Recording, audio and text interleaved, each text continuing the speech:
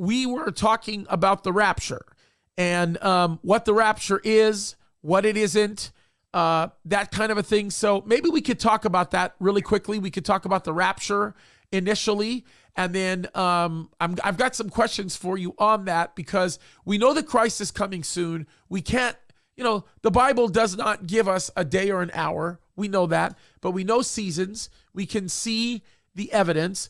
But first of all, for those that might not completely understand, and for those of you guys that think, well, I know all about this stuff, I follow Bible prophecy, all that kind of stuff, you might be surprised with some of the things you hear, because there are lots of things based on what is biblical that probably isn't taught or discussed a lot. Like, for example, oftentimes people refer to the rapture as the second coming, and they're two completely different items.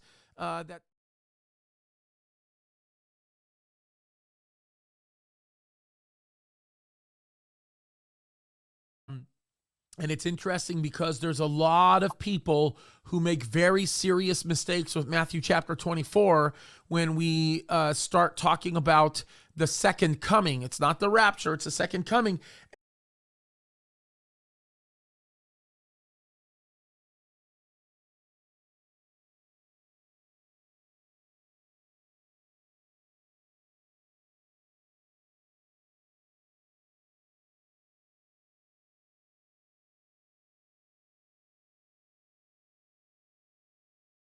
That take place many years apart from one another. So let's talk about that first. Let's talk about what the rapture is. All right. The rapture is an event, James, that's clearly explained in 1 Thessalonians 4:13 through 18 and 1 Corinthians 15:51 to 58. And to sum it up,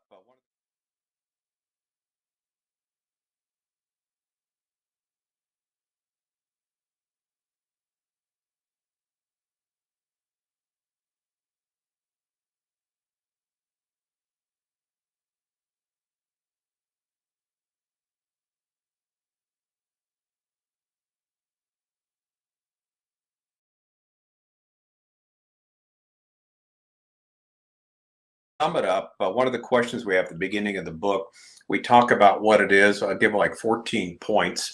And the idea is this: there's going to come a time in the future where two events going to happen basically simultaneously. The dead in Christ will rise first. This is after the Lord himself descends from heaven. The dead in Christ arise first. And then afterwards, those who are alive and remain, those who are believers, will be caught up to meet the Lord in the air. Now, 1 Thessalonians 4:13 through 18 talks about that, caught up to meet the Lord.